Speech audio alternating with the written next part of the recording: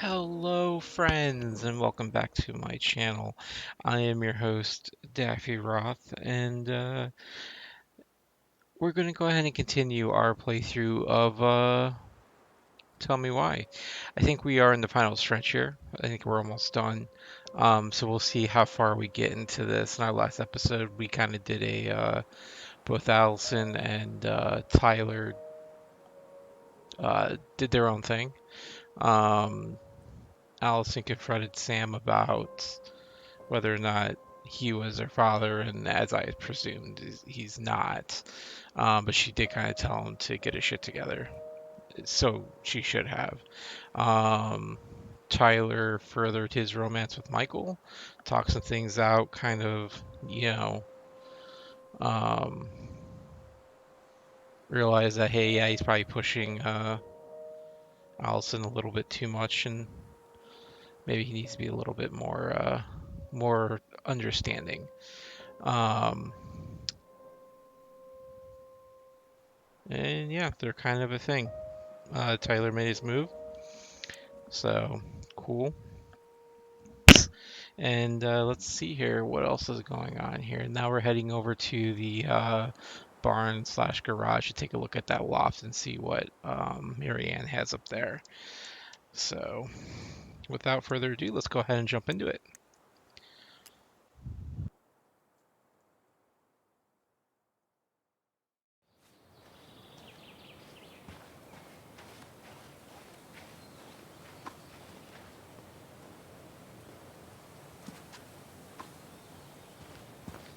All right.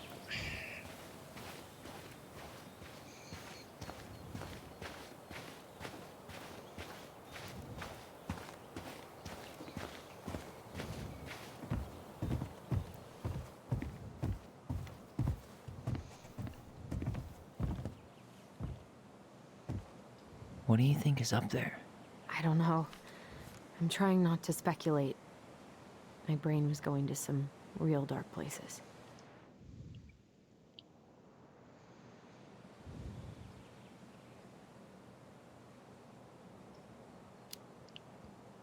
We don't have to do this.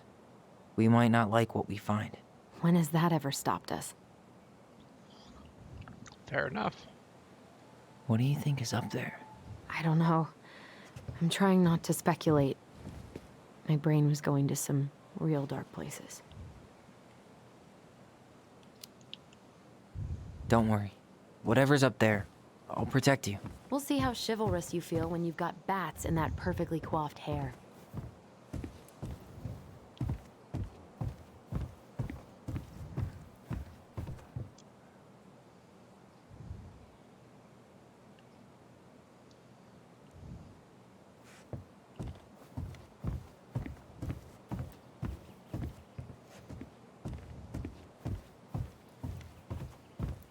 What do you think is up there? I don't know. I'm trying not to speculate. My brain was going to some real dark places. It's probably just storage. We're gonna find like 13 years of National Geographic or something. So why would she keep it a secret then? I thought I saw something red over here, but guess my mind's just playing tricks on me. Just a regular old light switch. Nothing here. The handle should be behind this.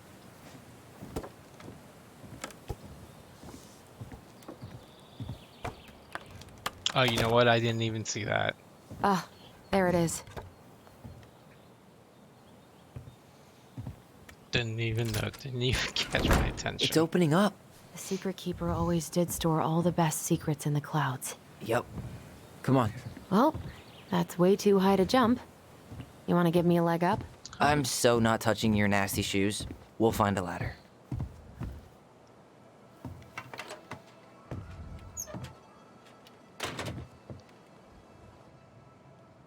Oh boy, that's actually kind of cool.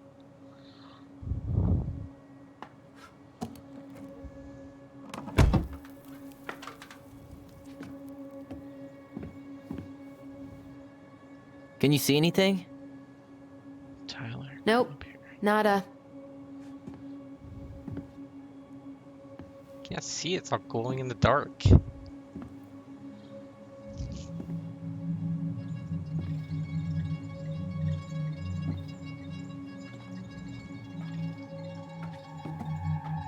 Here, found a switch.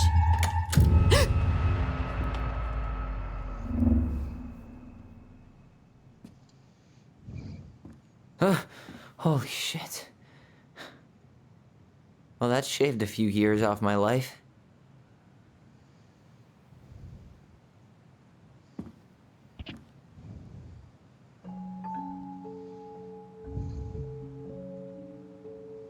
Whoa.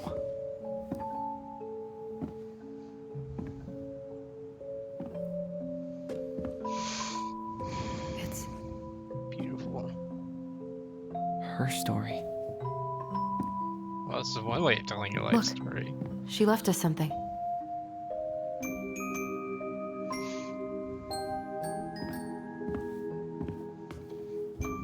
It's got a combination lock with letters.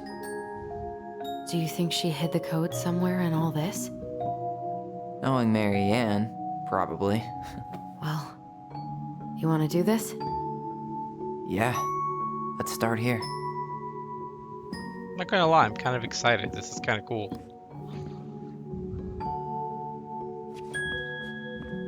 Alright, let's start here. Once upon a time, there was a young princess who felt hopeless. Recognize this? Yeah. It's from the story where the goblins tricked the Mad Hunter. It looks like it, but it's different, right? Can you check the book? It moves. Oh. Some of these parts are buttons. Maybe not. But the title is different. So maybe we have to choose what's different.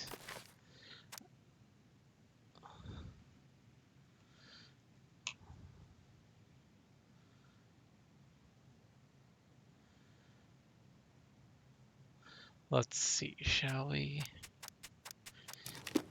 Ugh, what did it do?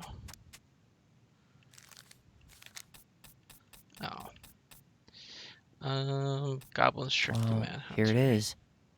Why do you think she changed the picture? I don't know. Maybe it's a message. Like, the differences between the two mean something. Something about Mary Ann, right? Since she's the princess?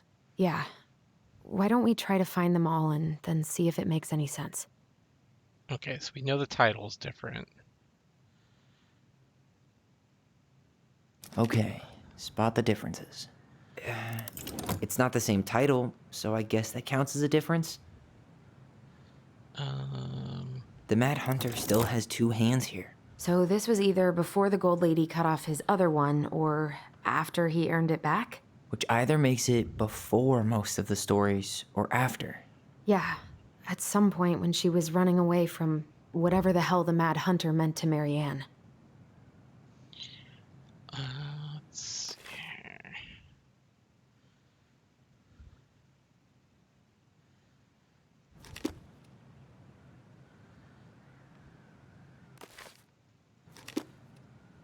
There's two. There's no castle. Why do you though. think she added that castle in the background? See the color of the flag? It could be the Gold Lady's castle, and it looks like the princess is running away from it. So, Mary Ann ran away from home, and she grew up kinda rich?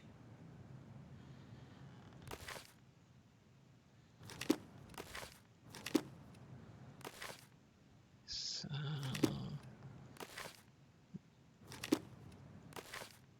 I guess the tree's still the same, so The princess is running away from the Mad Hunter. Who was sent by the Gold Lady, according to the story.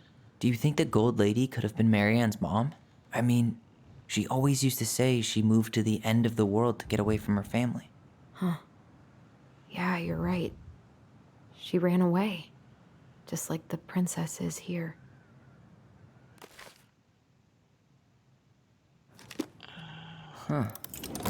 No goblins. Yeah, in the original. That's it. Whoa. What's in there? wow, Mama's pretty dang unique. Pictures, letters. Have you ever seen any of these? All the pictures of Marianne I've ever seen were the ones hanging on the walls. All right, well, let's see what we got here, shall we? This is a treasure trove. Oh, poor Oh, thing. Why would she keep an old please. drawing of a pet in here? My birdie Polly. I'll miss you forever. I can't believe she was a ballet dancer. Marianne. And a good one, too. God, that's so not her. JBAC, Jacksonville Ballet Art Competition, 1978, first prize. Amelia Arnett Talent Competition, winner, 1979. West Corvée Ballet Olympiad, 1981, second place. Did you know she studied engineering? No. But it looks like Well, she now it changed makes her major sense. to visual arts. I don't think she actually got it changed. The paper's not signed and it's all wrinkled. Like someone tried to throw it away. It's from California. Just no Lucky Lane Apartment 3 Seekings, California, 94707. University of California, Berkeley. Huh. An artsy environmentalist. Yep, that sounds like Marianne's exact kind of catnip.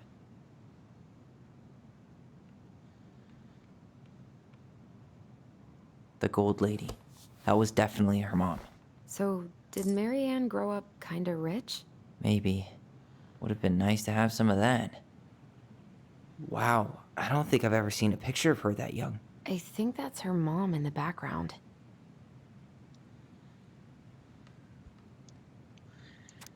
Marianne, I can't do this anymore. You deserve better than a cliche bullshit like it's not you, it's me, but the truth is, it's all just been too much to deal with, and I realize I'm just not ready. Maybe if we could have dealt with all this on our own, without your mom constantly putting pressure on us, things could have been different.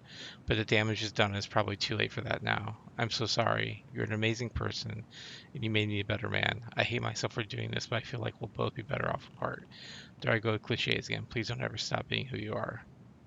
Here, but I'm gone. Brent, you douche. Could this guy have been any more cryptic? I think that's Tylor. everything. Let's see the gold lady here. The Gold Lady is the wise princess's cruel mother, who sent the Mad Hunter to drive the girl back to the palace. See that little light? I think we need to solve this one next. Okay.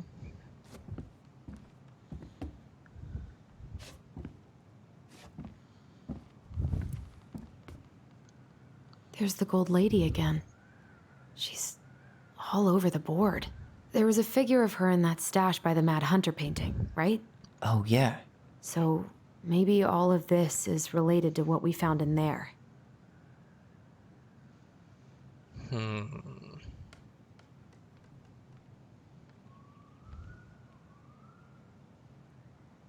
The cruel parents kept her locked away in their musty palace.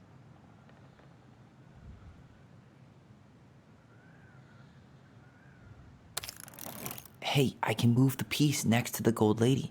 All these pictures. They look like images from Marianne's life before Delos, don't they? Well, some of them do anyway. Maybe that's it then. We need to figure out which ones are real? So she had a bird. The princess dancing, playing violin, spinning wool. I guess this is stuff she did for fun? Notice how unhappy she looks in all these pictures? I don't think she was having any fun. Wanted her to go into engineering. The wise princess looks like she's trying to run away. And she's being watched by the Gold Lady. And she's an artist. What's the Gold Lady do? Is that it? It's opening. What's in there this time?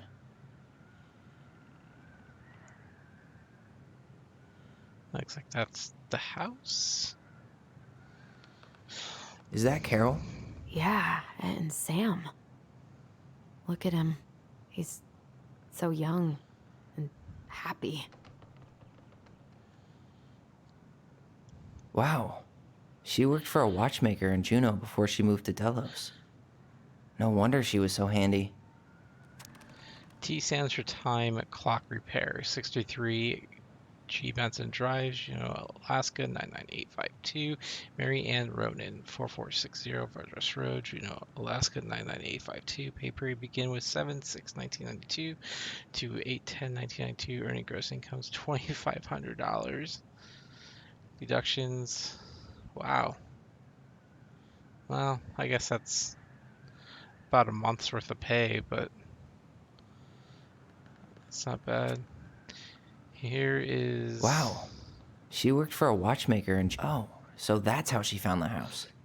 Here's Modell's Crossings files number 555 321 6663. I let him know you're interested in the house he's selling, Tammy.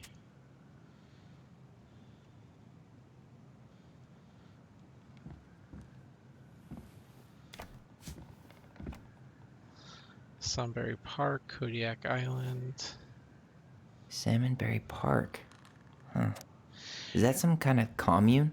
Looks like it. From the good people of So Sunbury weird to Park, imagine her Kodiak living Island. in a community like that. With, other people. Well, this is The what I'm looking weirdest at part possibly is how they doing. all seem to love her. Where was prom queen Mary Ann when the whole town was turning on us? Don't be a stranger. Keep on looking for the answers to the questions in your head which you're blind. Smiley face Shelley. We miss you already, Sol Bronin. Sorry we're losing you to modern civilization. We'll miss your positive attitude and your adventurous spirit. Also ride edibles picking skills. Haha. Pretty Marcus. Bon voyage, Marianne, Rick. Marianne, you had the warmest, most beautiful aurora, and I know you'll keep on shining wherever you land. Peace and blessings, Jarda. Thanks for being our little ray of sunshine. Godspeed, Cabot and Wadi. I like your pictures. Love, Kamalia.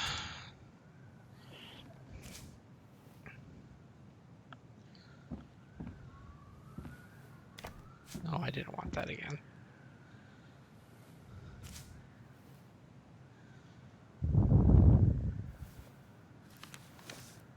Her father. This is dated May 17th, 1996. Marianne. I hope this letter finds you, but since you didn't leave any contact information, I'll have it sent. I'll have to send it to your aunt and hope for the best. I'm writing to inform you that your mother passed away last week. We just had her funeral reception. The house has been filled with people all day. Friends, family, colleagues, and church members. It's now 11 p.m., and I'm sitting alone at the kitchen table, surrounded by dozens of trays of food, flowers, and sympathy cards. Your cousin Edie brought in a beautiful photo album full of our holiday pictures and look on her. You're there in all of them, but you weren't here today. We haven't heard from you in 4 years and can only hope you made it to Alaska wherever you are, and that you and your child are both safe. Your mother has been sick and depressed for years, and you can imagine why. The pain of being shunned by her own daughter, knowing she would never get a chance to see her grandchild grow up, it spread through her body like cancer and consumed her completely. All this simply because you ran away like a temperamental little girl instead of accepting her help when you got pregnant out of wedlock. After dropping out of college and without a penny to your name, she only stepped up to help because she knew you weren't ready to raise a child properly, Marianne. Your mother's duty doesn't end when her child leaves home. Now that you're a mother yourself, I hope you'll begin to understand that good parenting is about coddling children. It's about providing for them and shaping them into the people they're supposed to become, whether they like it or not. I won't trouble you again. You've made your intentions clear. I just thought you should know. Dad. What the hell? Mary Ann was pregnant in 1992, before she even got here. Before us. Do we have a long-lost sibling out there somewhere? It's possible, See, but that's what I was thinking. she could have given it up or miscarried. Who knows? Yeah, you're right. Do you think we could track down her father? You mean the grandfather she never told us about? I don't think I want to. You're not at all excited about having more family. You saw the letter. I don't think we want any part of that. Fine. Let's keep digging. I don't know. I can understand.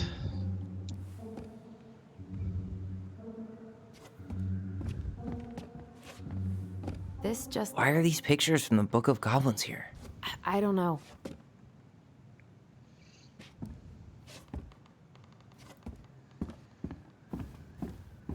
We'll get to those later.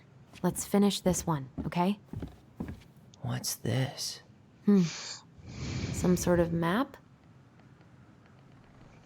See, that's what I was thinking, like when you have to take your part in Marianne's death, like I almost think that that's the other sibling.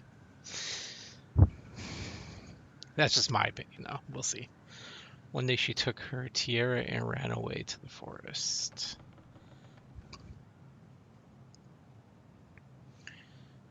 This looks like a dinner party with the old bear and the very old beaver. Okay, so this is going to be... That's the Gold Lady's castle. She ran away, got lost.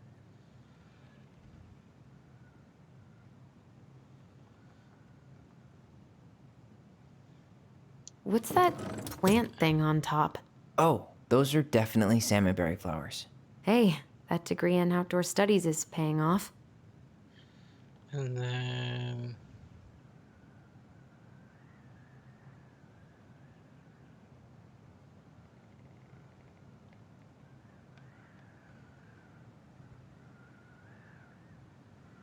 Not with that yet. This is the princess's house. You need help? Yeah, I'm stuck. Any ideas?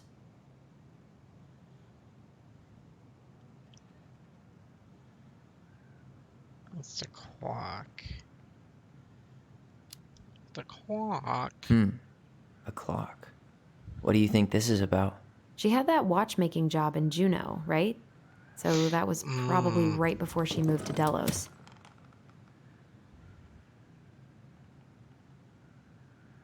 Some sort of clock?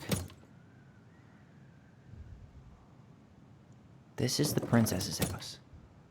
This looks like a dinner party with the old bear and the very old beaver. Yes, What's in there? Another letter? the princess's laws. Is this from the Book of Goblins? Not that I know of. The Well, princess is sure looks like lost. it could be.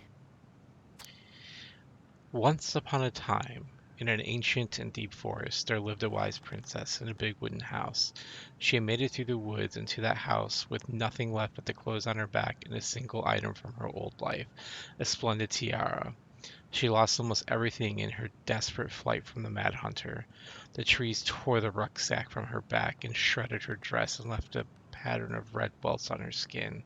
But through it all, she clutched the tiara closer to her chest, fearing any misstep could cause it all to fall from her arms and break. The tiara had its own spot in the big wooden house, a pillow near the window where sun would catch it on its surface to shine a wink. The princess could stare for hours at the tiara, marveling at its beauty and running her thumb down its curves. Every morning she would wake and she would tend to it, polishing its every surface to be sure it shone as brightly as it possibly could. Then she would pluck it up, place it on her head, and walk the woods, feeling somehow more complete.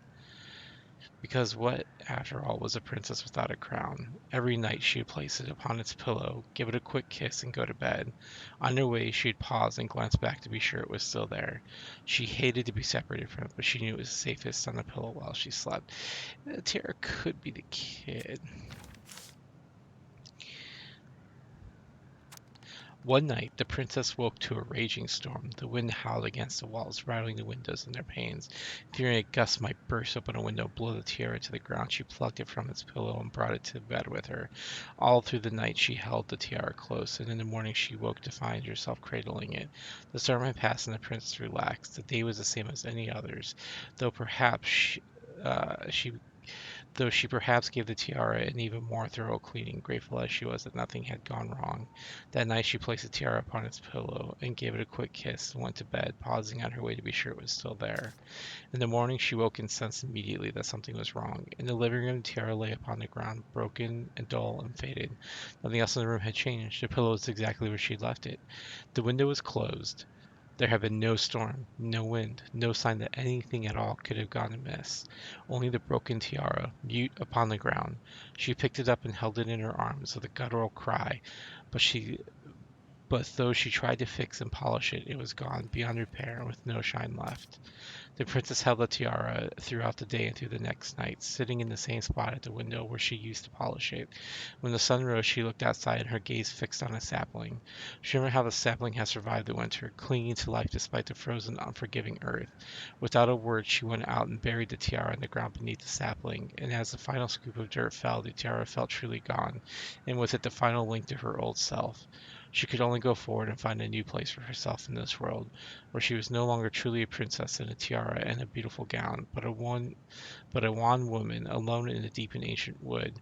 That was how the princess lost her most precious treasure and her title. So the tiara, I bet she was the first child. The first child died? So maybe I was wrong. And that was how the princess lost her most precious treasure and her title. That was the story she read us that night. God, it makes sense now. Yeah, she got pregnant.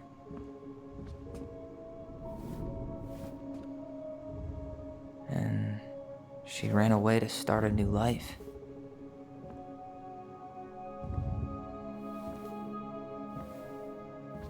And then she made her way to Delos Crossing, where she was finally happy.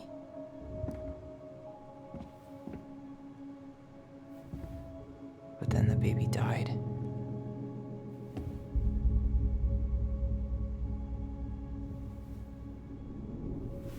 I can't even imagine how she must have felt.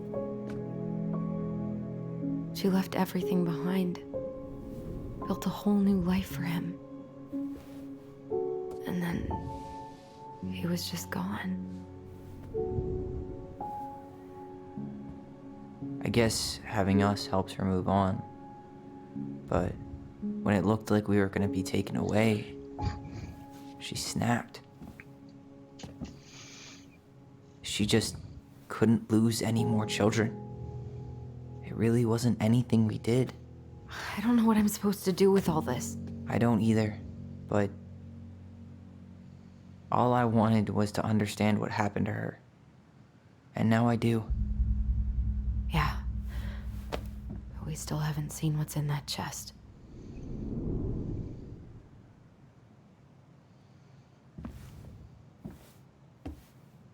Okay, so how do we open it?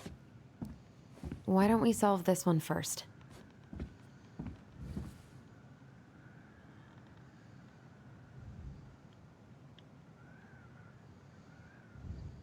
Here, the Secret Keeper, hiding secrets in the clouds. Gold Lady stays locked up in her castle. The old bear's gotta be in his ice cave. Back in your pond, Big Frog. We'll let the mangy muskrat have his rock back. The Ice King goes in the forest, obviously. There you go, stalwart moose.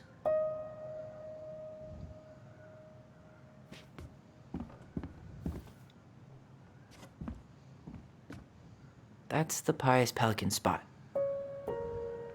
Crafty goblins go here. The wise princess goes in the big wooden house, of course. Of course.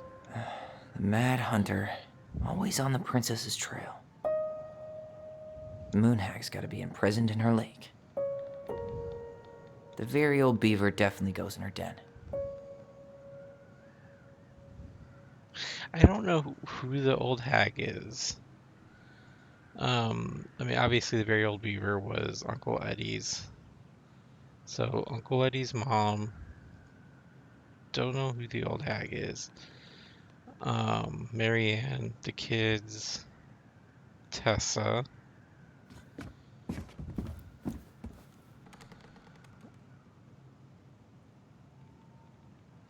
Starworth Moose is obviously Eddie. Not sure who the frog is. Not sure who the Ice King is. Muskrat, I think, is the Vichy guy. Sam, Mom. Okay, well, let's see here. We have O, L, E. Ollie. Alright, should be easy enough. Well, first, let's do this. The princess lost her most precious treasure. That's why. Alright, should be easy enough.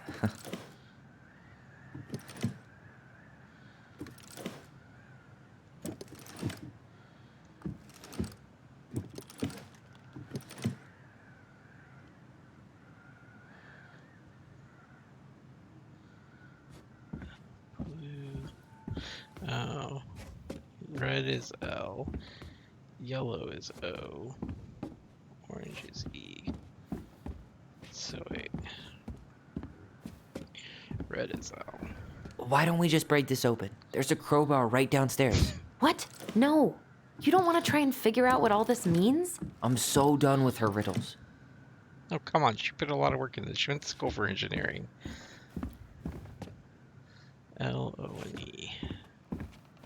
That crowbar is sounding pretty nice right now.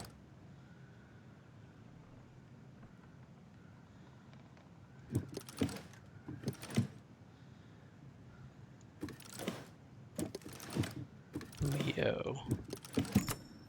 Yes.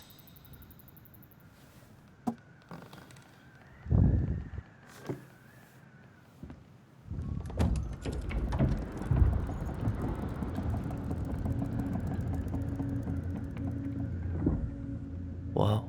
Did it just get darker in here? Oh my gosh, dude, this is like the coolest thing ever. Baby blanket. Baby blanket? Ollie, she noticed. Why does she have a photo of that tree locked in here? That's where she's buried. Is that... Leo Ronan. Your brother. Why didn't she tell us about him? Why didn't she tell us any of this? I mean, it's fucking terrible. That's why. I wanted to read the letter. Allie, did we do the right thing opening this? We did. It's better we know what happened, even if it's hard. And there's one more thing we need to see. Are you sure? Yes.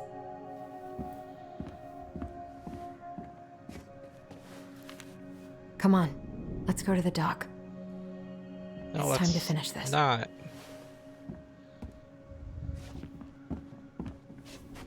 There we go. I want to read this. Hey, now that we're done with the important stuff, maybe we can take a crack at these? Yeah, let's do that. Dear Allison and Ollie, we write stories to understand and to be understood. What good is a story without a first act? I'm sorry I kept mine from you for so long. All my love, goblins.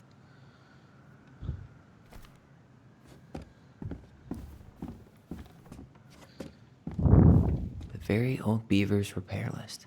That's the story where the princess's house gets damaged by a storm and the animals help her fix it. Yeah. What did they do to fix it again? All right.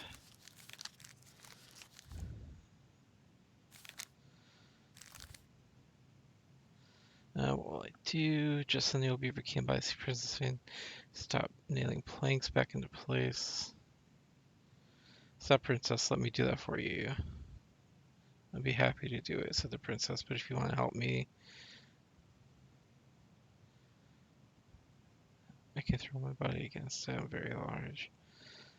So the impact went in the other direction.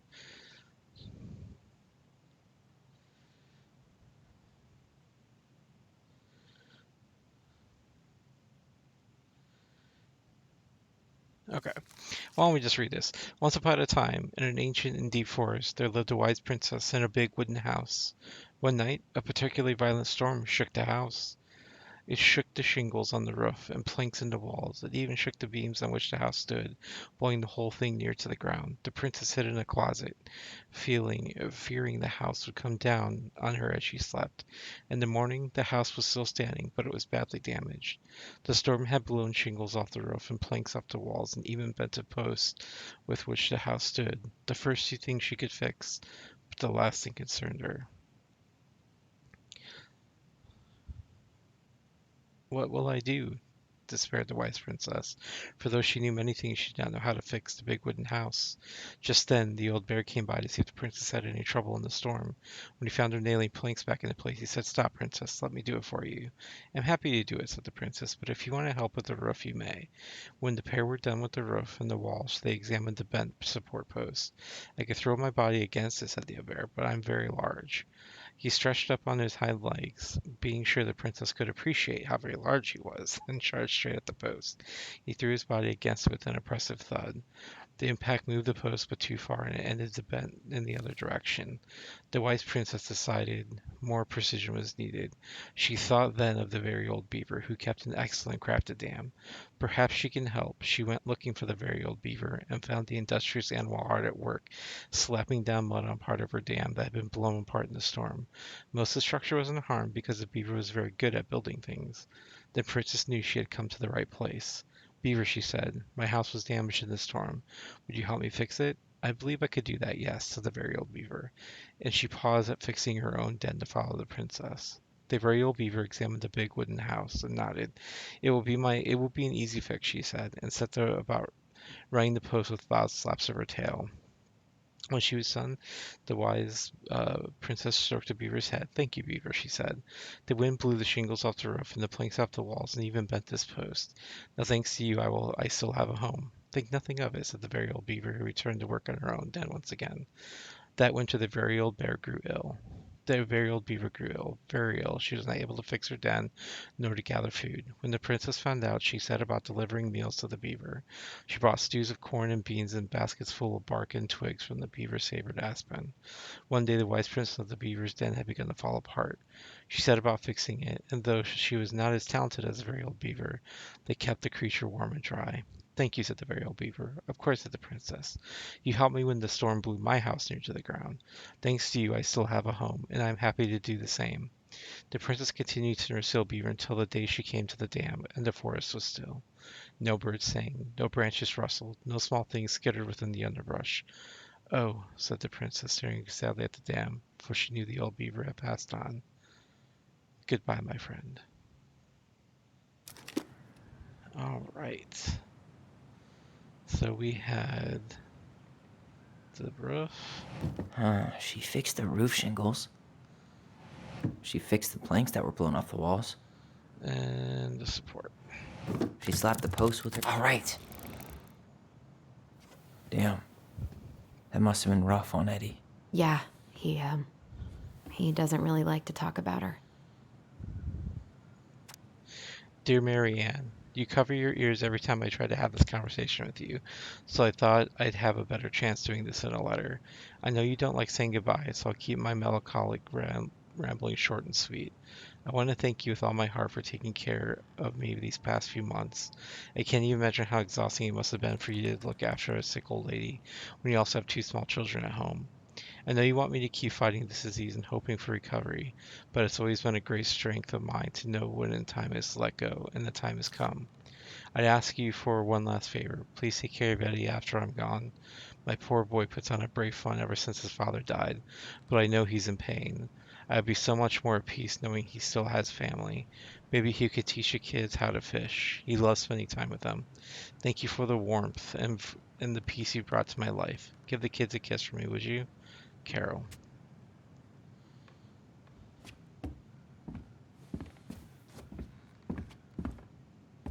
The crafty goblin's good deeds. Of course, the goblins had to help out the creatures of the forest to pay off their debt to the pelican. Well, what did they do? You know, I don't really remember.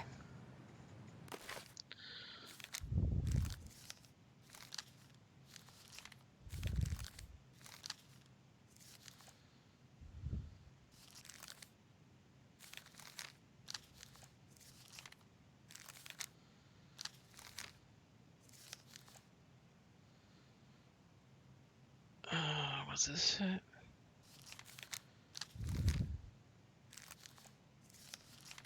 Yeah, that must be it. The Pelican forgives the goblins. Once upon a time, in a deep and ancient forest, there lived a pair of crafty goblins in a cave below a big wooden house. They lived with a wise princess who shared as much food with them as she was able, but it was never quite enough. This left the goblins hungry, very hungry, always hungry. One day, as they were out foraging for food, the pious pelican landed on a rock and dumped a smorgasbord from her beak, which the goblins knew was magic and never emptied. There were king crabs in blue, red, blue, gold, and scarlet, veiny blue shrimp, pink-shelled scallops, oblong brown clams, purple spiny urchins, and even one prickly red sea cucumber. The food just kept coming. They watched as the pelican ate one clam and then took a nap. "Do you think she would mind if we just took a little?" asked one of the goblins to another. "Her beak never empties. She won't possibly miss a couple of crabs," said the second, licking her lips. They were agreed, and so they crept over, fished some crabs, and ran. The goblins scarfed the crabs, and when they finished they found that they were still hungry. "She won't miss a handful of shrimp," said one goblin to the other. The goblins scarfed the shrimp, and when they finished they found that they were still hungry. "Maybe also a few scallops," said one goblin to the other. The goblins scarfed a few scallops, and when they were finished they found that they were still hungry. So they went back for clams, and then urchins, and finally even the sea cucumber. Finally they were not hungry, but there was nothing left. Just then the pelican woke up. "What happened to my food?" she asked. Unable to lie about the goblins confessed their crime. The pelican was dismayed, but she also was a charitable-hearted bird, and she could tell the carefree goblins were growing little creatures. "Goblins," said the pious pelican, "I will share my food with you, but you must in return follow my example, and be as generous to others as I am with you. Take that to heart, and I will have considered your debt paid." "But we still have nothing to give," said the goblin. "You have your nimble hands and your crafty brains and your loving heart," said the pelican. The crafty goblins realized how much they had to give, and for the rest of the day they looked for ways to help the creatures of the forest. They found the stalwart moose struggling with an itchy, hard-to-reach spot on his back, so they climbed up and gave it a good scratching. Next they helped the old bear who could not get the honey out of the narrow beehive. They climbed up to the top of the tree with the hive, and then dropped it, cracking it open. Finally they found the princess, crying over a loss that she could not speak about, so they wrapped their little arms around her in a great big hug and stayed until she felt better. When they were done, they returned to the pious pelican. "Did it feel good being as generous as I am?" said the pelican. "It did," said the goblins. "I am glad," said the pelican. "We all have problems that we can't solve on our own, but if everyone goes about with generosity in their hearts, and there is always someone on hand to help, but we all must commit to do so, or there will maybe no one to help when you need it." This made sense to the goblins, and they thanked the pious pelican for her food and the lesson. Of course, by this time they were hungry again, and that remained an ongoing problem until the day the stalwart moose taught them to fish, but that is another story. And that is how the pious pelican forgave the crafty goblins and how she taught them charity. Alright, so first, we're going to scratch. They gave the stalwart moose a good scratch on the back. Then the beehive. They broke open the beehive for the bear.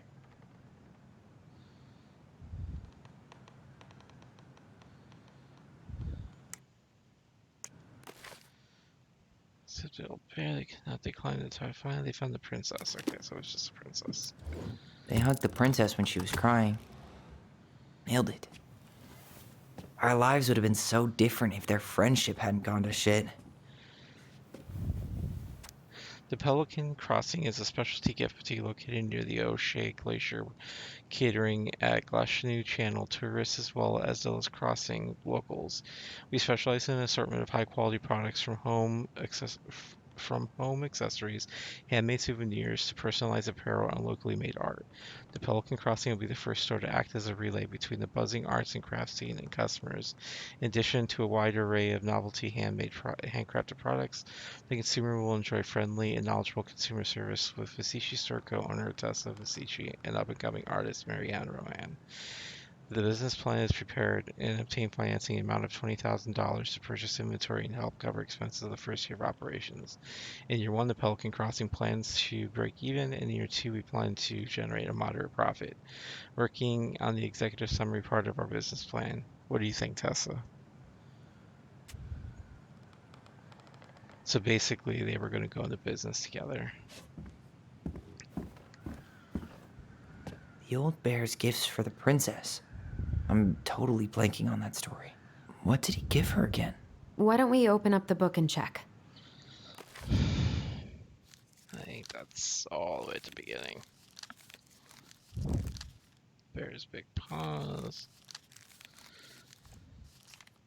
The Bear and the Princess. Once upon a time, in the ancient and deep forest, the old bear stood on the bank of the river, swiping at salmon on their way to the spawning grounds. Just as he got his paw on a particularly fat one, he heard a woman shouting for help. He considered simply eating his salmon, but then she screamed again, and he lumbered over to investigate. After a short walk, he found the princess clinging to the top of the tree, while the wolf snarled and snapped at the base of the tree. Old Bear would normally not get in the middle of such a situation. After all, as a fellow predator, he understood the wolf's need to hunt. But when he saw the princess, he was struck by her beauty, and he knew he had to help. With a great roar, the bear heaved onto his hind legs, rising to his full height. The wolf snapped and snarled in his direction, but the bear roared again, and the wolf took off into the trees, tail between his legs. The old bear fell back down on all fours and stared up at the princess. She regarded him fearfully. "You can come down," he said. "How do I know you didn't just save me so you can eat me yourself?" asked the princess. "I suppose this is a fair question," admitted the old bear, "but I promise I won't eat you." The princess had no reason to trust the old bear, except that he had kind eyes, and so she slowly made her way down the tree. When she reached the ground, the bear only watched her, and so she supposed she was not going to be eaten today. "Thank you," she told the old bear. "Of course," he said. Can I walk with you back to your home?" "Of course," said the princess, and so the princess and the old bear walked together through the forest, back to the big wooden house. After that day, the princess would officially find gifts from the bear: a fresh caught salmon, a handful of ripened berries, and newly bloomed bluebell. Rince Bing, with a sudden thaw, flooded the path out of the princess's home.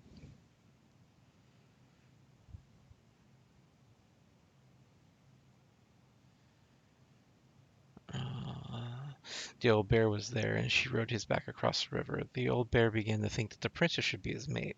After all, she had no mate, and she needed one. And he could help keep her warm, provide her a much more suitable den, and catch fish for her, and protect her from the wolves. She, in turn, would brush out his fur, and pick berries without smooshing half of them, and scratch the one part of his back he couldn't reach. And with how she took care of the goblin, she would be an excellent mother for his cubs. One day the old bear came with a ring One day the old bear came with a ring of spruce and asked the princess to be his bride. "I'm sorry," said the princess. "You are a very good friend. I appreciate all you've done for me, but I cannot marry you. You're a bear. I am a princess. It would never work." The old bear was crushed. "Can we still be friends?" he asked. "We will always be friends," and the princess said, "but I will never marry you." The old bear and princess carried on their friendship, and after 1 year he tried again and asked her to be his bride. Once again she refused him. This happened 1 year later, and 1 year after that, and finally the princess said, "Oh bear, you are my dear friend, and I appreciate all you've done for me, but I would sooner you have left me to the wolves than marry you, and that is how it will always be. I have my hands full with the two goblins who live under my house, and they are all I need." The wounded old bear deeply the wounded That wounded the old bear deeply, and it was finally enough to stop his proposals.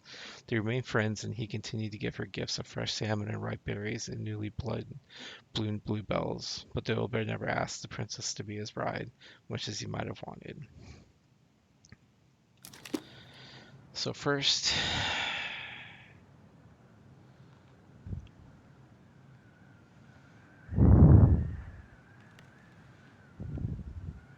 I'm not sure how this is supposed to go, but let's collect salmon Fresh caught salmon? and berries. A newly bloomed bluebell? Oh no, that was last. Wait, Sorry. some roses maybe? No. Or not? Some honey? Maybe not. Berries. A handful of ripe berries? Yep. Then bluebells. A newly bloomed bluebell? Nice. Man, he had it bad. Just couldn't let go.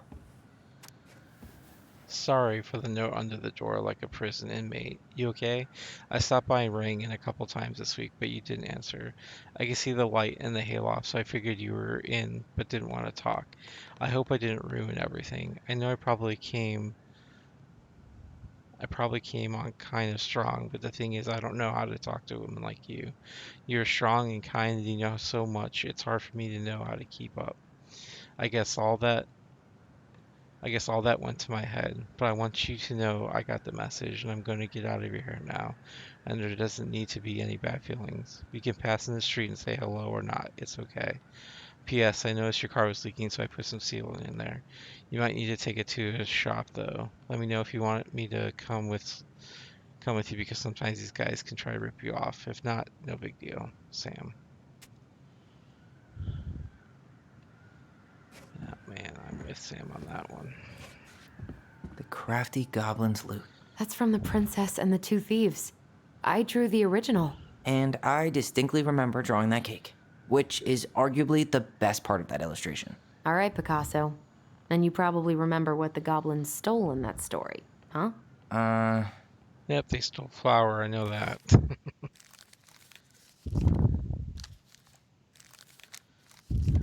All right. Once upon a time, in an ancient deep forest, there lived a wise princess in a big wooden house. The house was built from the strong wood of the forest, and it kept the princess warm and safe. The princess was not native to the forest, but she never spoke about where she came from, for it made her cry. She did not have many friends, but that was how she liked it. The forest was big and deep, and many paths led to her house, but not many visitors passed by. The princess was happy to be left alone in the big house in the deep forest. She knew that the forest would provide for her, but that its generosity had to be respected, so she only took what she needed. And for a long time, life was just fine for the princess in the big wooden house. One winter day, when snow blanketed the earth and ice bent to the trees low, the wise princess realized the food was disappearing from her house. It was not much at first, only a few fruits and nuts and eggs vanished during the night. So first it was fruits and nuts and eggs. Maybe it's the birds, she said, or mice for a time. The princess was okay with losing some food for the winter, and long was the little creatures needed to eat too. But then small items started to disappear as well. Spoons, blankets, forks, knives, and blankets. It was every time she was with one part of her house, something disappeared into another room. This can't be birds or mice. I think I have a thief. So she went outside to look for traces in the snow and noises in the wind, but there was nothing to find, nor to be heard. That's strange, said the princess. Maybe the thief is hiding inside my house. For many days she hunted, looking behind the curtains and under the bed, in the attic and the chimney, behind the poles and under the carpets, but she found nothing.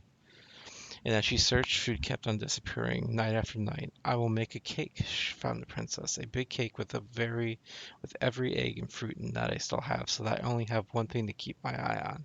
She spent the whole day making the cake and using everything she had left. The cake she made so big that she could hardly carry it. If I manage to protect the cake, I'll be able to survive the long winter, she said. And so she added a lock to the oven, and she kept the big cake safe inside. But the next morning the lock had been opened and the cake had disappeared.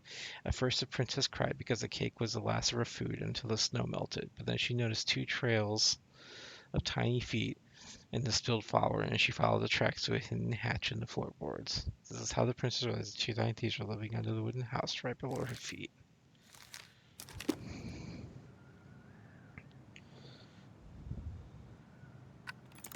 Maybe they took some of the princess's fruit? Did they steal candy? No.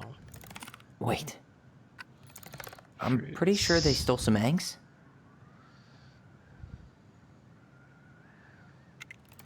Some flour for the cake, maybe? Didn't they take some of the maybe not. Wait. What if they took some spoons? That's it. I always wondered where that drawing went. You're She the said it was best her mom in the favorite, and whole then world. one day it just disappeared. Prettiest princess. Aw.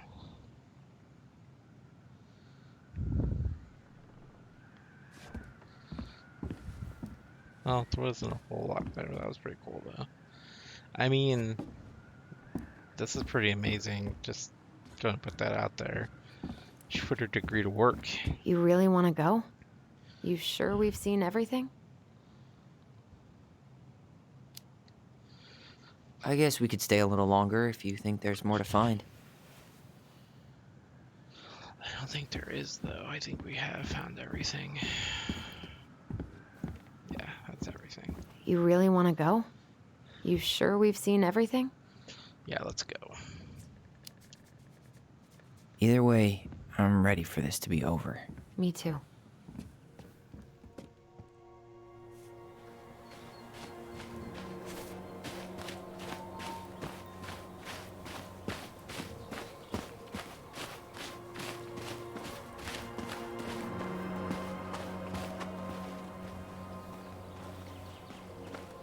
Elio.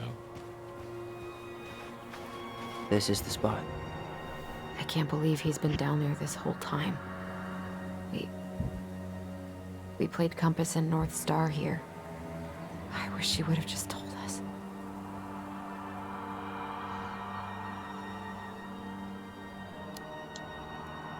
She tried to tell us. In her own Marianne kind of way. The stories. Yeah. What are you thinking?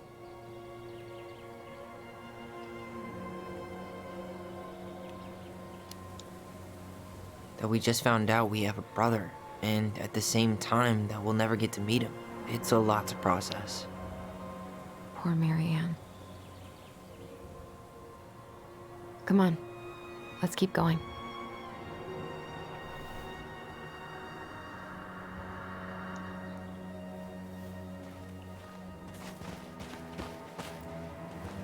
It's time for us to figure out who Marianne was arguing with on the dock. It's probably Farva. I don't want Farva to be my dad. It's so not interesting.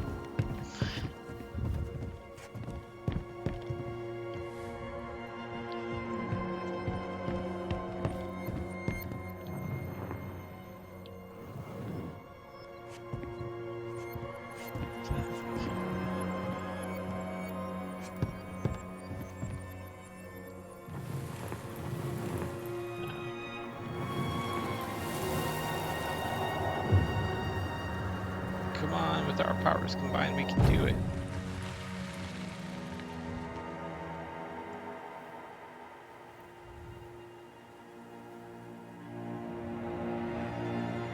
Almost.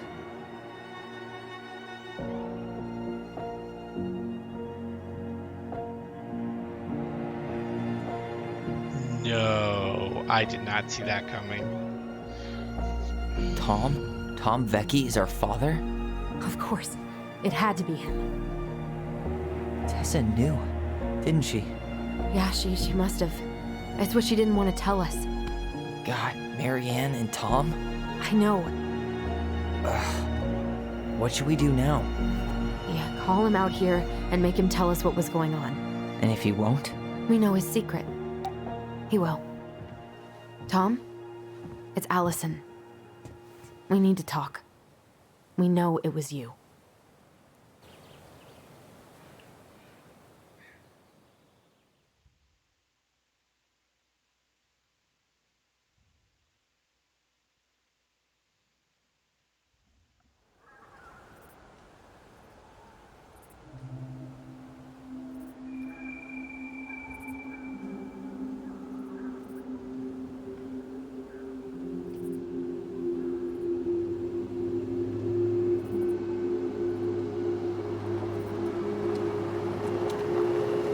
Let me take the lead on this. I know him better. I thought I did, anyway. Sure. Whatever. As long as we get answers. I didn't see that coming, in all honesty.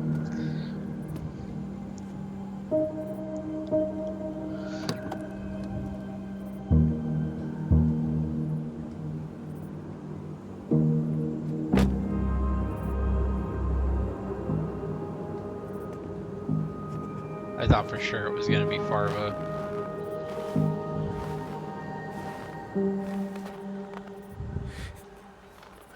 Kids, listen. You're our father.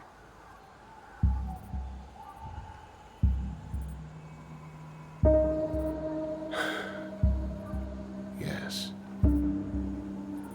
You knew how bad it got out here. How little we had. Why didn't you help Marianne? You mean all the money she wanted? We didn't have anything to spare. Well, that winter was rough on everyone.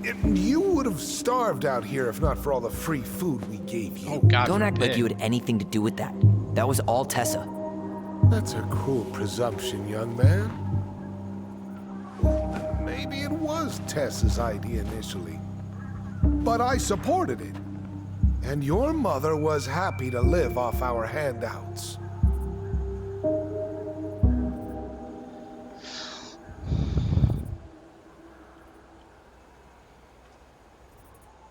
Yeah, no, you let Marianne drown. You were there that night. You were here that night. You saw Marianne and Tyler. Why didn't you help? I know it wasn't my best moment, but she threatened my life. So you just decided to let her drown? I didn't decide anything. Everything happened so fast, I panicked. And by the time I got to town, Brown was already on his way out. There was nothing else I could do.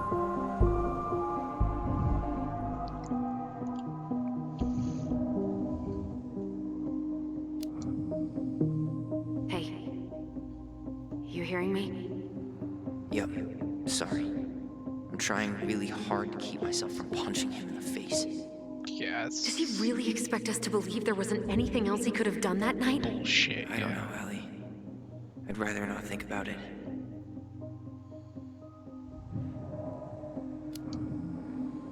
So what do we do now? We tell him he's gotta fix the mess he made, one way or another.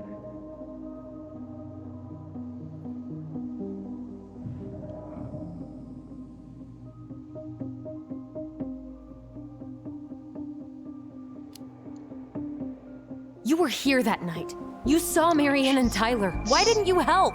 Stupid PS4. I know it wasn't my best moment, but she threatened my life. So you just decided to let her drown? I didn't decide anything. Everything happened so fast, I panicked. And by the time I got to town, Brown was already on his way out. There was nothing else I could do.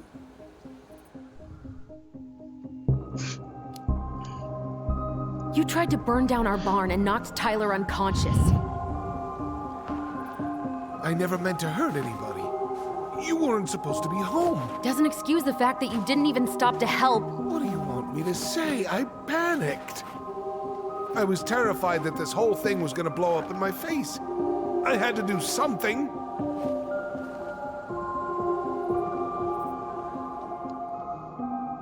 You have to make this right. You failed us, Tom. You need to make it right. I'll do whatever you want. As long as none of this gets out. Excuse me? You want me to pay for my mistakes? Fine. But please, Tessa can't know. This'd kill her. Tessa already knows, Tom. No. That's impossible. It never occurred to you the reason Tessa cut Marianne off was you? But she never said anything. Oh, Lord. You should try talking to your wife. Maybe if you had, Dude, we wouldn't be in Sam this is such situation. a better person, but And maybe Marianne wouldn't be dead. Come on. You of all people should appreciate how troubled Marianne was. She was unhinged. Something like this would have happened sooner or later. you abandoned her.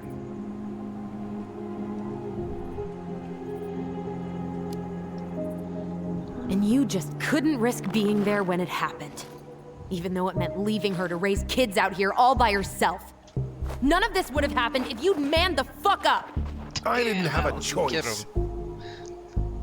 Yeah, you did. I know Everyone it has got a shouldn't happen. choice. But, well, your mother was a very pretty woman. And she'd been so many places and done so many things. The way I always thought I would have. I got caught up. Love made me a fool. Look, I made mistakes. But this will not go any further than the three of us. Why? We know. Tessa knows. Marianne's dead. There's no point in hiding it anymore. He's afraid it'll tank his campaign. Am I wrong? Jesus, Tom. I've kept your secret all these years. I don't want to go spilling it, but I will if I have to. What? Yeah. Your little story about self-defense. I've never told anyone how Marianne really died. That night, I came out here because I was worried about your mother.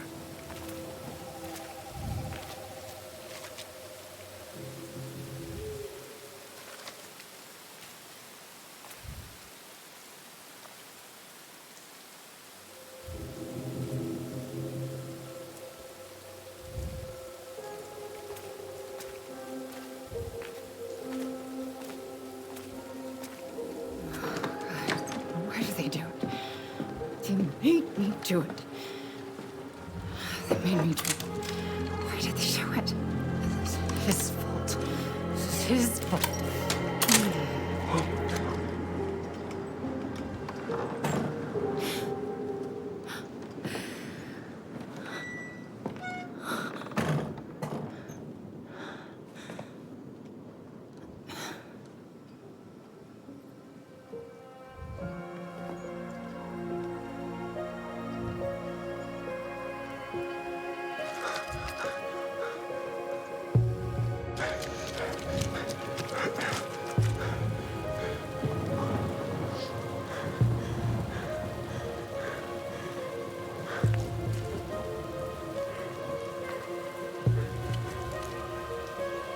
Hunter.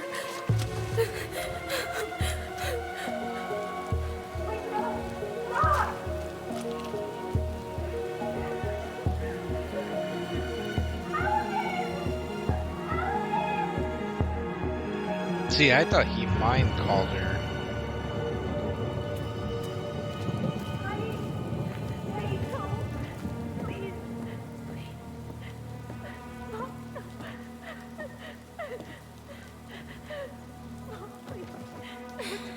I'm not gonna hurt you. Yeah, see, I thought she got her memories mixed. Nah, you sniveling little shit. Nah, fuck you, man.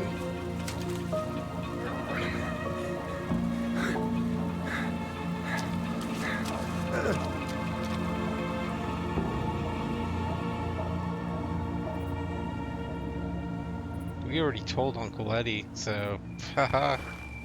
Juice No. already out. No way. You're a fucking liar. I saw what I saw. Ugh! You're manipulating us just like you manipulated her. Tyler! You're not listening to this, are you? Be smart about this, Allison. Are you sure you want this to get out? You've got way more here to lose than he does. His name will be all but cleared, but you'll be a killer. What will your uncle say? And Michael? Well, the whole town might turn on you. Don't touch her. You know I'm right. Nope. Just get out of here, Tom. Tyler and I need to talk alone. Just please, think twice before making any rash decisions. There are a whole lot of lives at stake here. Leave us the fuck alone. And never come back.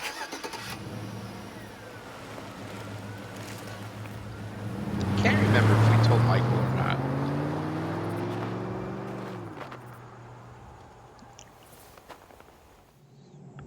Well, Michael won't care though.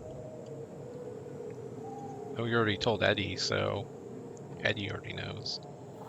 Allie, you okay? You didn't let that asshole get to you, did you? Did you? What if he's right?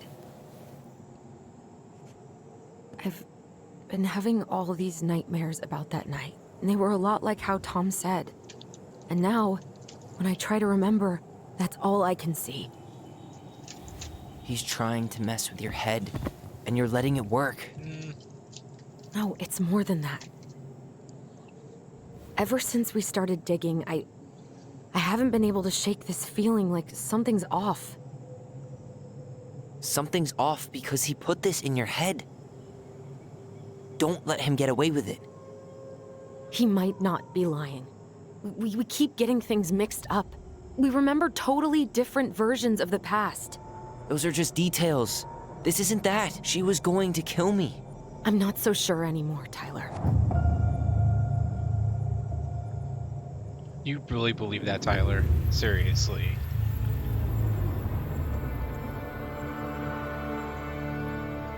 Come on. If you truly believe that, you're more ignorant than you think, than I'm giving you credit for. After everything you've looked at.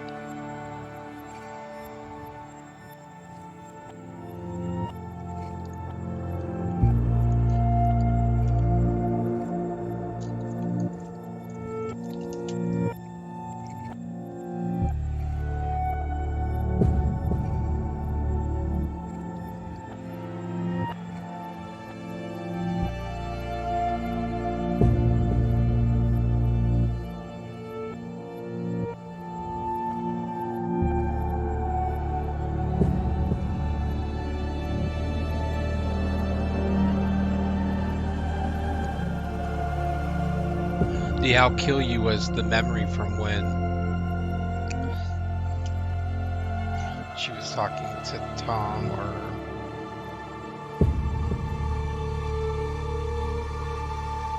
in the boat.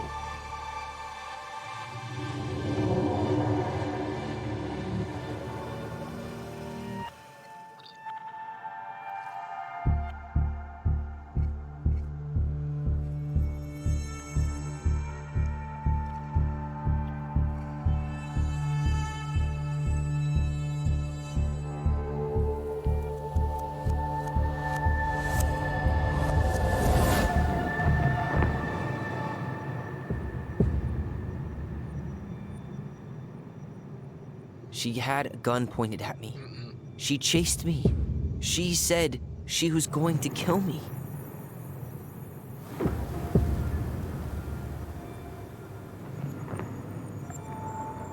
She threatened Tom with those exact same words.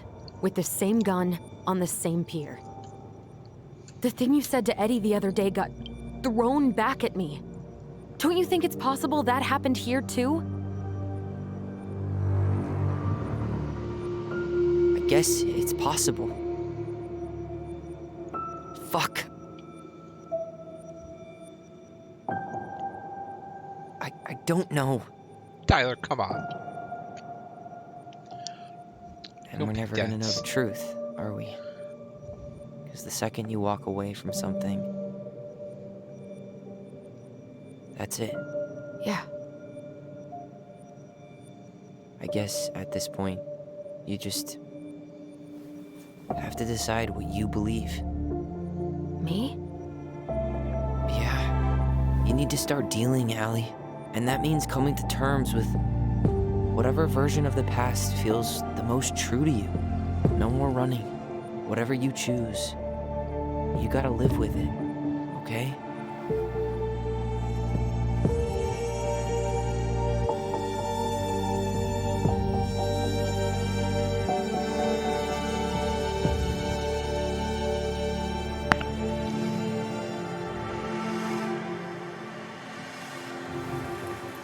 I'm going to. I'm not gonna hurt you. I'm not gonna hurt you. I'm not gonna hurt you. Oh, please.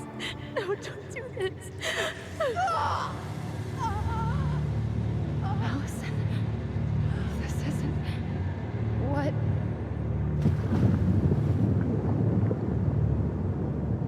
She was going to kill herself. Just herself. You interrupted her and That's He why got the ice cream. confused. Are you sure? Yes, Got her that she attic. wants to know. Tyler, that was meant for us. It was her way of explaining what she was going through. I made a horrible mistake. You couldn't have known. Hey, it's okay. I'm here. Yeah, that's on Tom, dude. Or whatever the fuck his name is.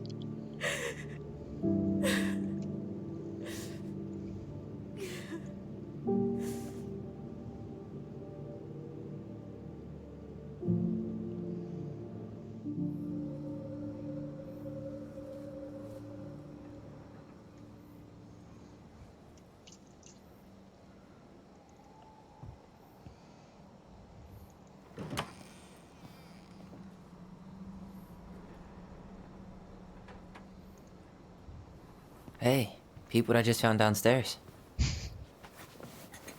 Kid, What do you your think? mom's hooch. Will it have aged well, or just gone bad?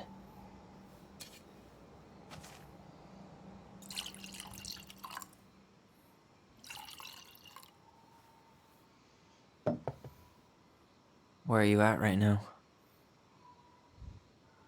I just keep hearing her say she wasn't going to hurt you. Over and over. We were kids. We freaked out. You weren't equipped to deal with that shit. She was just talking to you. And I killed her. Stop.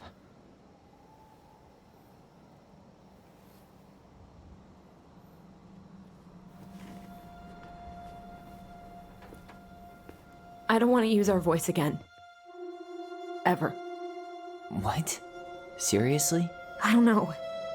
But I want to stop feeling like this. And I think we'll be better off without it. This morning, I kept getting these horrible visions. Of you and Marianne and Eddie. Visions. Like our memories? Yeah, but different. It was all my worst thoughts brought to life. You were in my bedroom saying I abandoned you. Eddie called me a snake. I'm sorry. I should have been there for you. It's okay. I was the one who walked out. I can't let that happen again. I don't think it will. Something's been pushing us to find answers. And now we have them. Maybe I'm wrong. And if it stays bad, we can stop. But I really want to keep what makes us us.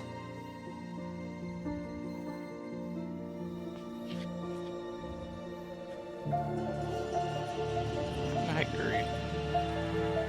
The Mad Hunter was forced to remain below the lake with the Moon Hag, but she did not kill him, because even reduced to just one hand, he was too useful a servant.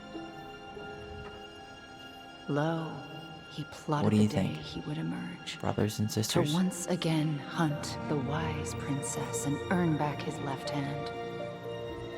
Always. I don't understand that And analogy, that but is the story of how the crafty goblins rescued the wise princess from the Mad Hunter.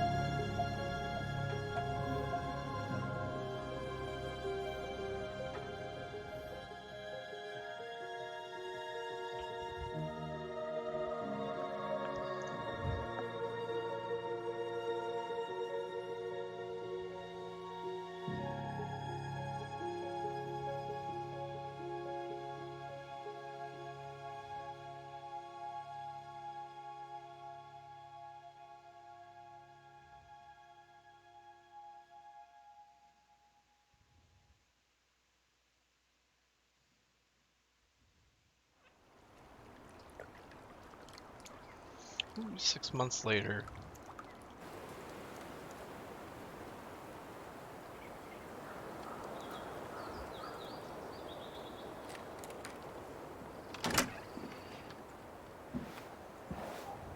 Dang, Tyler, you be looking good.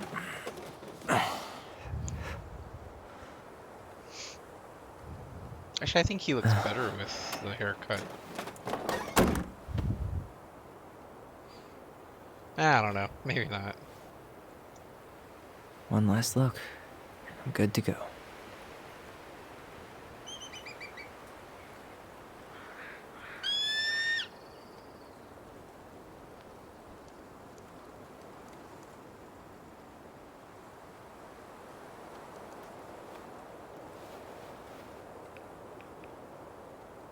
Hey, it's me. Hey, me. House is empty. I'm getting ready to head out. So, last chance. Is there anything you want me to do while I'm in town? Listen, Ty, you're dropping off the keys with Tina, right? Yup, gonna leave them at her office on my way to the ferry. Well, that's it then. How's Juno? Big and full of people, even without tourists. Michael's been writing up rules for the apartment. I need your support against his whole food policy. Just refuse to sign anything until I get there. Okay? Okay, but you better hurry. If he gets his way, we'll only have one small shelf for junk food. What? Heresy. I'm gonna need like twice that just for snack cakes after my surgery next month. I know, right? This cannot stand. How are you? Good, actually. Really good. You? Same. You know, emptying the house really cleared my head out. Thanks for doing that. The observatory really needed me this week. And after everything that happened, I just felt like I needed to keep some miles between me and Delos Crossing. No worries. You still loving your therapist? Gail, yes. I was actually just doing some letter writing she assigned me as homework. It really helped me get some perspective. That sounds awesome.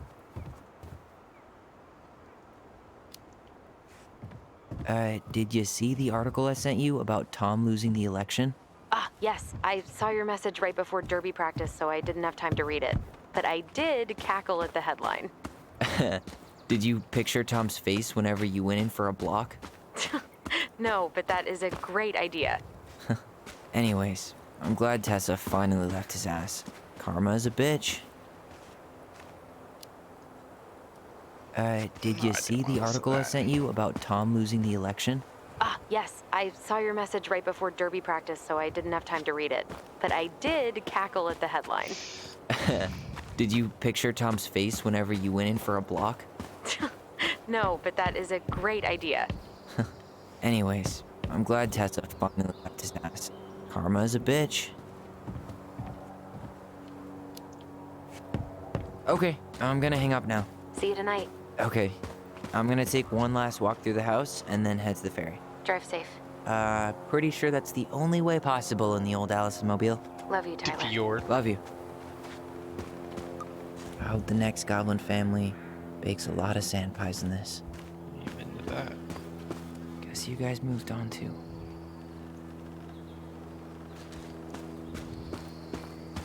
It's one thing we didn't do with the bird seed. We should have fed the birds on the very first chapter.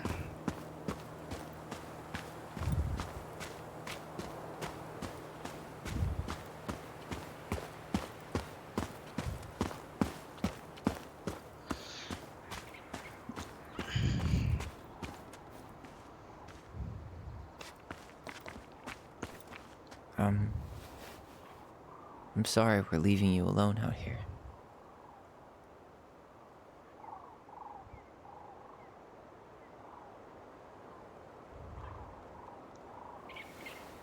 Bye, Leo.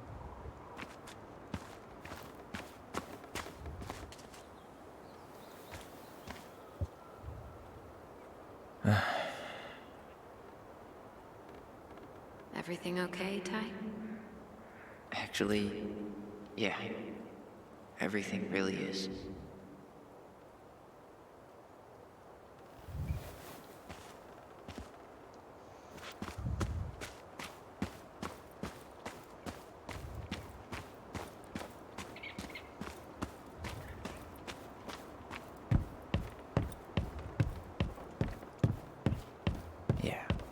Time to move on.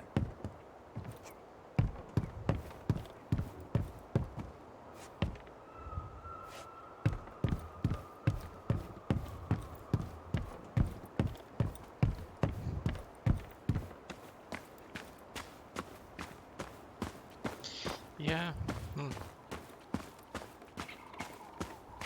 Just kind of taking one last look around everywhere.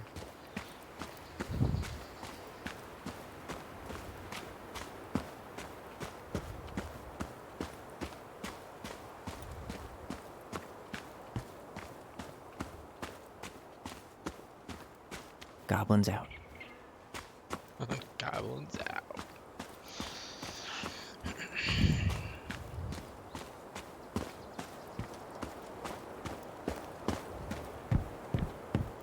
It's too bad Tessa closed her cafe.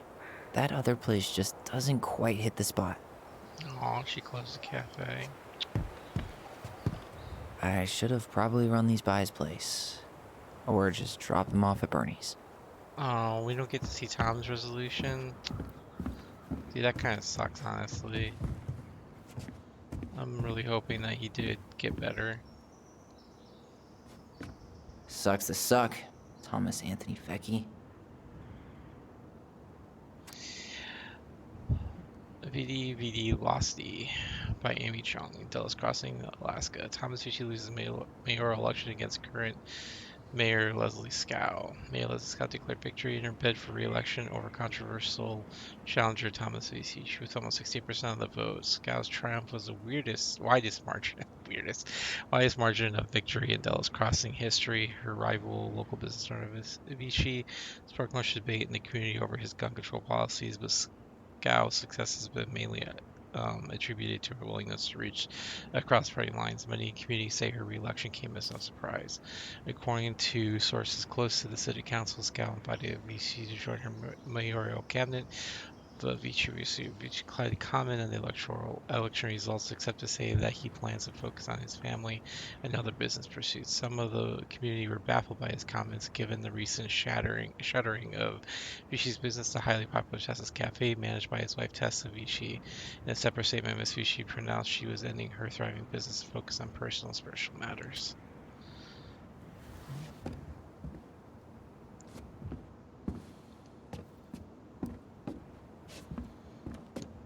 Huh. Well, at least she finally dumped his ass. Dearest Tyler and Allison, I'm writing this letter from Juneau International Airport, where I will soon board a plane to Manila on a missionary assignment. I apologize for not coming in person to say goodbye, but I was called to make this decision alone and to carry it on my own as well. I'm sure you understand that sometimes I must follow without question the prompting of the Spirit. I will not be coming back to Dallas Crossing for some time. Before I go, there is something I feel I must confess to you both. Perhaps because I have never found the strength to confront my husband, I've never been able to forgive Mary Ann for her betrayal. I truly did love you both like my own children, and I always tried to forgive your mother for her unapologetic lifestyle. But when I discovered that you were the fruit of her affair with my Thomas, I wanted her to suffer like I was suffering. I have brought down on your house a wrath I never dared allow to unfold in mine. I've been barely ashamed all these years, and I'm surprised how much better I feel with it out in the open. The greatest thing about the truth is the peace it brings to your life. I hope you can find it in your hearts to forgive me. You have taught me once again how love will bring you further in life, something that Marianne had been trying to show me all along. Take care of each other always. In his steps, Tessa. Amen to that.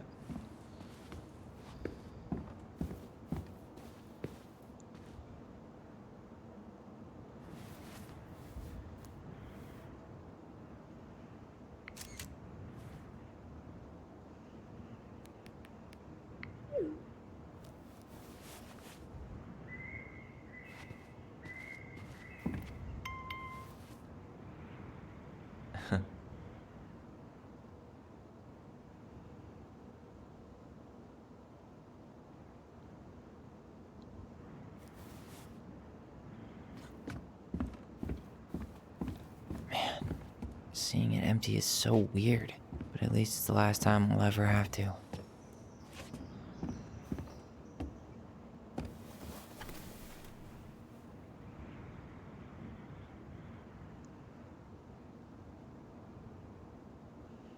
Haha, that's kind of cool.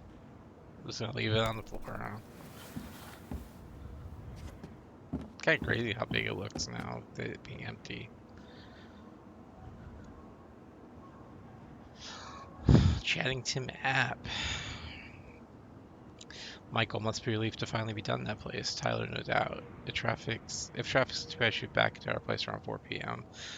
Traffic in Delos, only if the mailbox bandit escaped. Hey, I'm making that biscuit thing you like. Damn, on my way, I'll probably take out some fire hydrants and stop signs. Don't die out. I'll keep it warm, seeing of you. Aw, grin emoji.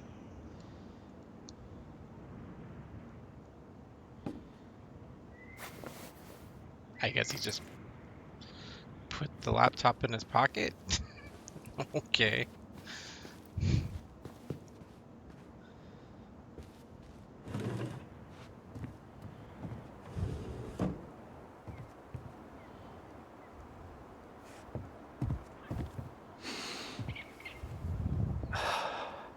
Gonna miss this. One more jog down memory lane, Mr. Ronan? Hey, I'm having a private moment with me, myself, and I here. Okay, carry on. Yeah, I did this when I was cleaning out my father's house before I left. We weren't done cleaning it out, but definitely the final walkthrough, looking out the backyard and the memories, and it was a lot.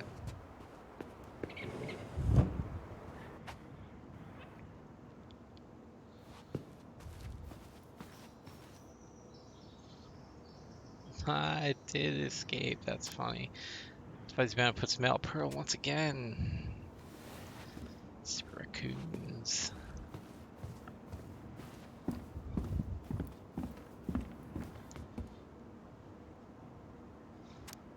Dear Allison and Tyler, I'm not sure where I'm supposed to send this, so I hope it'll reach you. Heard from Laura that you finally sold the house. I'm guessing you'll both be on your way out soon. I'm staying in a little cabin at Tiganaki River that the owner is letting me stay if I help fix his boat. It's been nice to start over, but my sponsor at AA says it's important I don't completely erase the past. Something about being a part of my history. You two are an important part of everything, and so I hope you won't mind me writing this letter, even though words and me sometimes get twisted up. You both have your busy lives, but I'll be really great if we can meet sometime. Step 9 of recovery is making amends, so I hope that with everything that happened, you guys might let old Sam apologize for all the hurt I did. Dude, what hurt did you do? Like, you stood by Tessa through everything. Nah, you cool, Tom. I could drive to Juneau, or you can even come visit Tanaki. Give a nice pull out. But you got a nice pull out, but you haven't have a, but you'll have to fight for the blanket. Haha, just kidding. There's two. One of them's kind of smelly though. Haha, got you again. Please take care of yourself, Sam. P.S. Got adopted by a stray mutt that hung around the docks and your skipper. So Tom did have a happy ending. I'm really happy about that. Like super duper happy. Pictures, I guess. All right.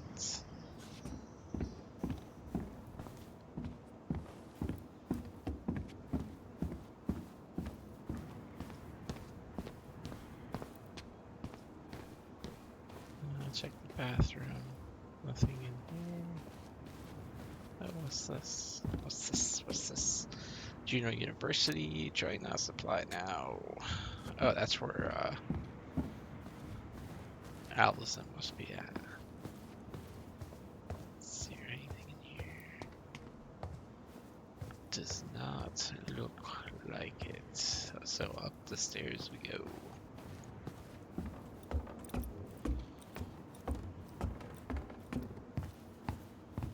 One last look down into the... Certainly hope the new owners are Mr. or Mrs. Fix-It.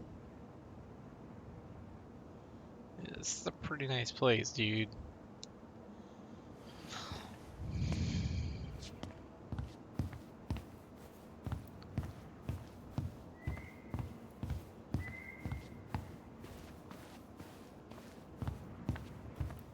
Goodbye, broom. Goodbye, room. Goodbye, man on the moon? For posterity.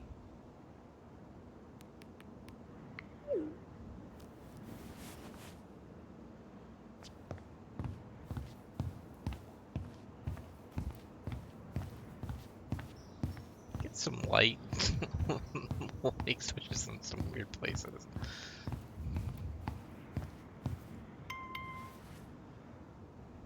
All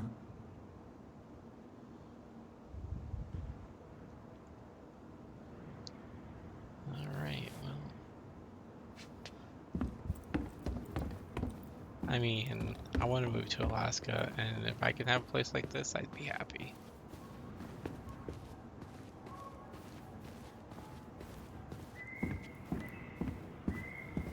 So I guess that's it. We're not gonna lock the sliding glass door because, you know.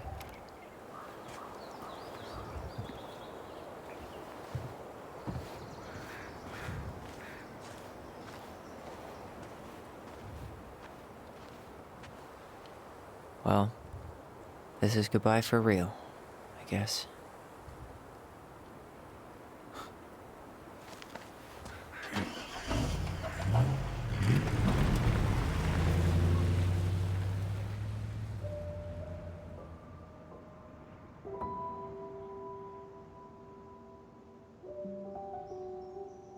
Hey, Aaron. It's Tyler Ronan. I thought I'd catch you on your break between sessions, but I guess you're going long with another rebel with too many causes.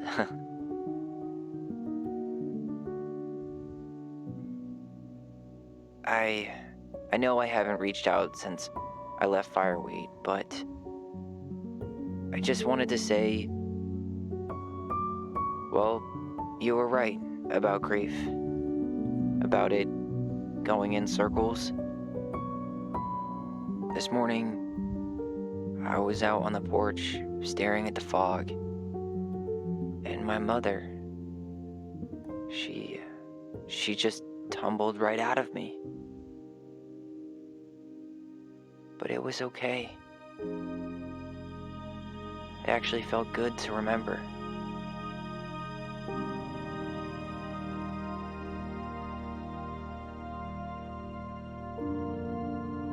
Anyway, give me a call back if you get a chance. I'll see you around. And thank you.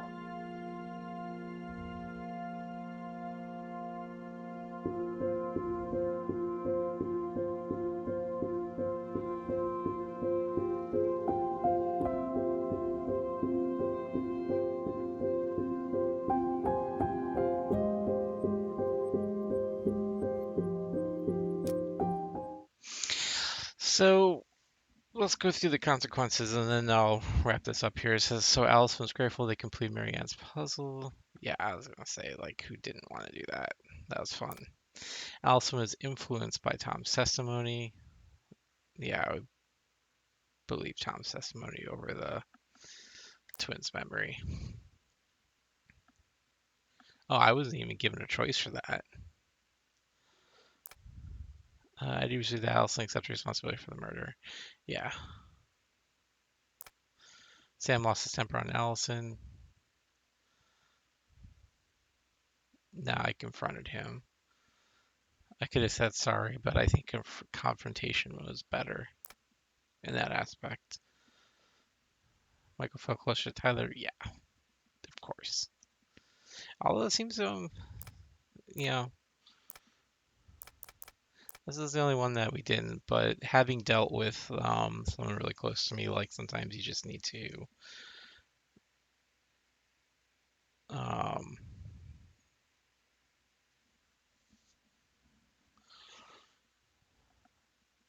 confront versus, yeah.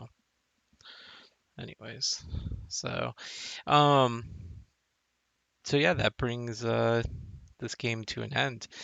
Final thoughts.